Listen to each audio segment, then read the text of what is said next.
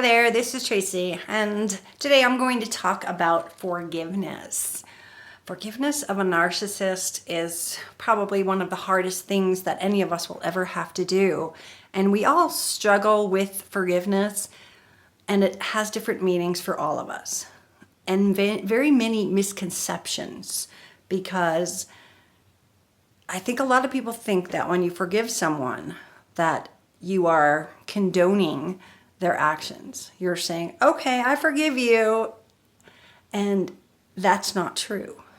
We don't have to condone what they've done. What they've done is horrific, and we will never, ever forget what they have done. But forgiveness is all, I've heard this my whole life. Forgiveness isn't about you, it's about them. Oh wait, take that back. I've heard this my whole life. Forgiveness isn't about them, it's about you. It's how you move on. And I always misunderstood that. And I'd like to clarify that a little bit for you, because forgiveness is about us. And it is not about forgiving or forgetting what they've done. There's no part of forgiveness that says you forget what they've done, because that is absolutely wrong. We should never forget, but what we should forget is the anger and the hurt and all of that that stays inside of our body because we didn't forget. We didn't forgive. And I don't know about you. I did a little worksheet with my meetup group this week when I talked about forgiveness. And I gave everybody a little sheet for them to fill out. And I asked them to write down the sheet that they get to go home with. It has many different fields for them. But take 5 minutes and write down one person and one thing that you struggle to forgive someone for. And everyone sat around the room and did it. And then I asked them to see how they felt. And I encourage you to do this same like exercise. How do you feel when you've written that down, right? It for everyone in the group, including myself, it just brought up these like the feeling in your stomach, the tightness in your throat, the shaking, whatever it is, it brings that back up. And that is what forgiveness can do, is release the emotional triggers that are attached to that event. And what I have learned in studying forgiveness for this last month in order to create this class for my students or my members was that we can forgive to release this attachment, because that's what we do. It's attached every single time it's a trigger. You get that same feeling inside your stomach and you're like, oh, I'm doing it so you can see it.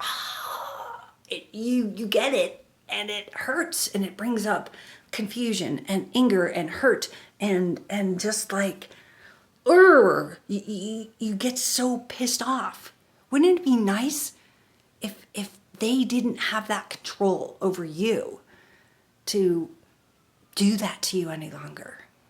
And in my meeting, I had everybody read little quotes I passed around randomly, and what they were purposefully done is to show that there's so many different ways of forgiveness and looking at it. There's the spiritual forgiveness, there's the Buddha forgiveness, there's do it for you, not for them. There's all kinds of things.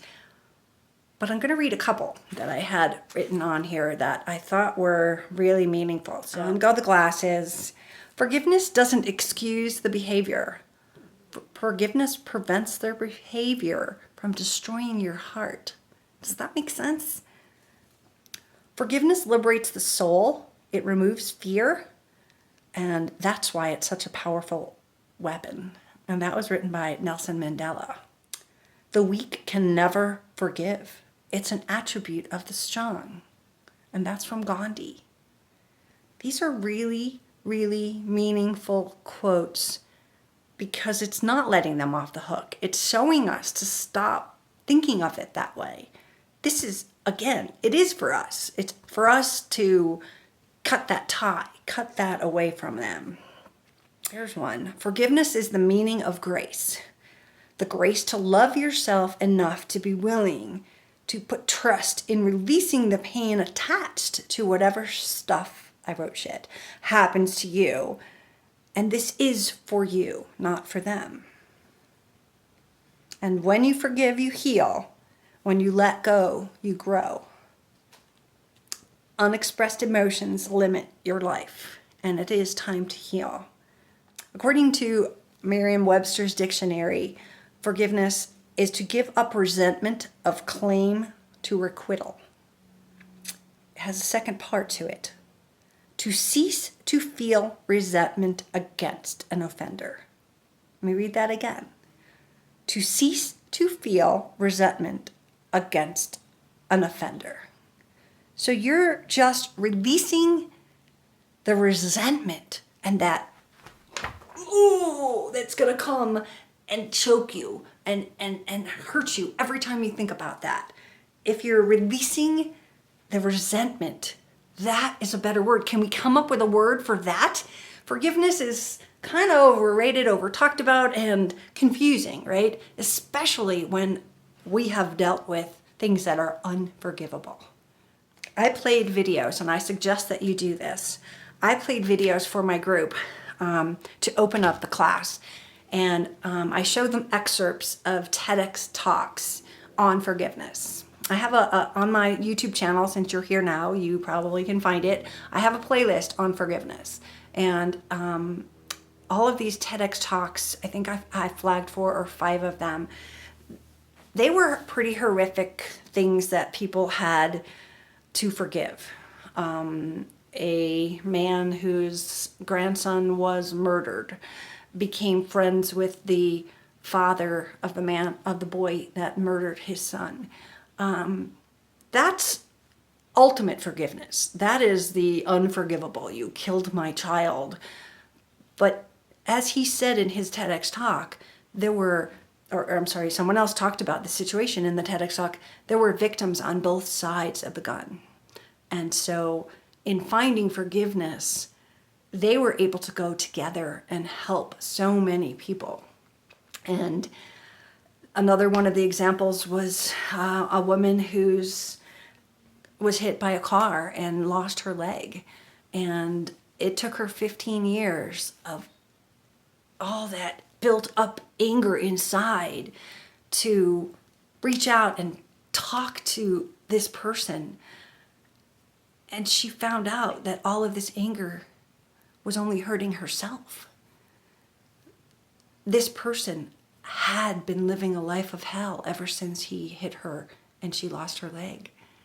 He'd lost his wife, he dealt with anger issues, and his life was never the same. And these are extenuating circumstances of forgiveness. The last one that I love is a woman named Doris Roberts, whose son went in and killed all of the children in the Amish school. And this was many years ago, but this woman came to my church a few years ago and talked about how the night of the shooting, the Amish people came in their wagon to forgive her. And she has spent the last 10, 15 years being a part of that community, being a family, being a mother to the one girl that didn't die but was handicapped for the rest of her life. That's ultimate forgiveness. Her son killed all those people. Now, it's not her that did it, but she held that burden. And when the Amish people forgave her, it opened her life up to heal others. And so what I'm encouraging you to do is to think about this thought. And the next question is, well, how do you forgive? Because that motherfucker did all this stuff. This is what happened in my life. Financially ruined me. You know, you get really angry when you think about, well, this is what happened to me. And yes, it is. But why would we hold on to that for the 15 years that are going to come and steal tomorrow? Forgiveness, as one of the TEDx talkers talked about, is about giving up the hope for a better past. You can't change the past. She also said in that TEDx talk that it's a way to deal with all the no's in your life. I wanted a better family. I got no. I wanted a better husband. I got no. All of these things are things that we've had to deal with. And we can forgive the situation. Here's my bit of advice. Do not go forgiving them to their face. Trust me, I got arrested for that. Don't think that this has to be something that is communicated to them at all. This is a bond between you and the spirit world. This is a bond between whoever your God is, whoever you believe in. And if you believe in yourself, it's a bond to yourself to be free of that aches that comes into your stomach when you think about it. The trigger as you walk by that restaurant that you used to go to, where that's where he proposed, it all comes back to us. And how do we help the world, our own world, is to try this. I mean, it's like a pill. If I gave you a pill and said, here you go, you'll be better now, would you take it? Probably. This is a pill. It's worth trying. And how do we do it? I have that written down too. Here we go. All right, this is written from a book. Ooh, I should have had it out in front of me, but it is by a man named Cliff Edwards. I'll put the link down below so that you can buy it. It is an amazing book. And How to Forgive, he writes, you simply make a choice and acknowledge the emotions and feelings and let them go. You consciously decide to shift your perspective and to release the judgments, the negative feelings, and victimizing interpretations when something happens. Tell yourself, I don't need to get upset about this. And turn this big thing that ruins your day, wipe it off your shoulder like it's a bug. I think I made this up. I don't think it's in Cliff's book, but I added it. But choose not to let it destroy you, because it's just a flip of a switch for us. Just acknowledge that this has happened. And I know that for those of you that still have to deal with your narcissist, I'm asking a lot here. But I'm doing it for you. I'm doing it so that you can have a better life from this day forward. It's not easy, and it's not a one-time thing. You're going to do it over and over and over. Every time you get triggered, every single thing that you see, every whatever it was, it's a trigger. You're going to get that feeling. Acknowledge it and tell it to go away. Tell it, thank you, but I'm not going to hold on to that. Yeah, it was yesterday. I can't do anything about it, but I'm not going to let it ruin today. Today, I'm going to be happy. And today, I am going to live in this place of forgiveness. And I know I'm working on it. And I'm sure I have many days that it shoots back into my stomach and I go crazy. But for now, I choose to forgive my offenders, and not for them. And unless they watch this video, stalkers that they are, they probably are, but unless they watch this video, they are never going to know.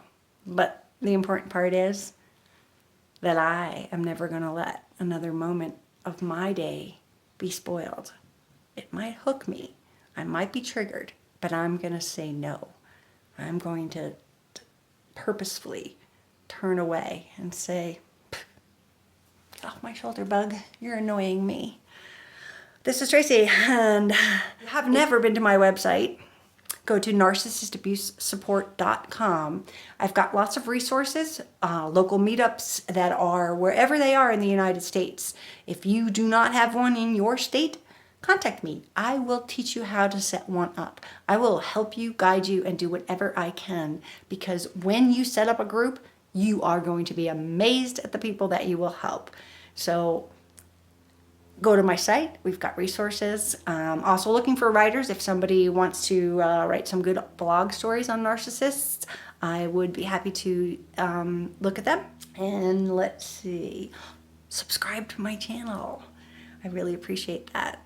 This is Tracy, and that's all I got. Have a great day.